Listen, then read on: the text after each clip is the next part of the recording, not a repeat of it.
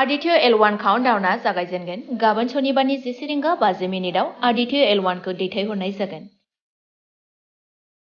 ADITYA-L1 नि थाखाय परिमेश्वरी मन्दिराव बोर लादों एस सोमनाथआ। ADITYA-L1 नि काउन्टडाउनआ जागायजेनगोन। गाबोन सनिबारनि 10:50 अखाफोरनि उनाव बे खेबाव इसर'नि मिशन सान। गाबोन सनिबारनि 10:50 ADITYA-L1 खौ हगारहरनाय जागोन। अन्ध्र प्रदेशनि श्रीहरिक'टानिफ्राय दैथायहरनाय जागोन ADITYA-L1 खौ। थोंजोङै टेलिकास्ट नायनो थाखाय इसर'आ खावलायदों। हादरारिफोरखौ आरज गाबनो खावलायदों।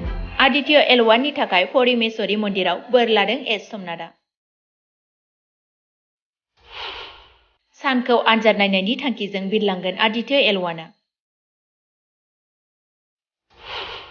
साननि रहस्यखौ बुथुमनानै मिथिहोगोन ADITYA-L1 आ।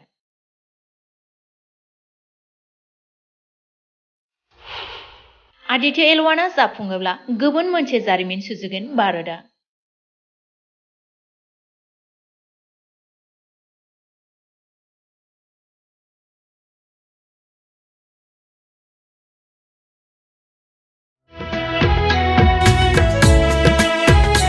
नोंथाङा गावनि फेभरेट श' नायनायाव स्ल' इन्टारनेट स्पिडनि थाखाय बानाय फैबाय नामा? गोजोननि नोगोर क'क्राझाराव नोंथांमोननि थाखाय आर'नाइ टेक्न'लजिसआ लाबोदों high speed fibre optic broadband plans.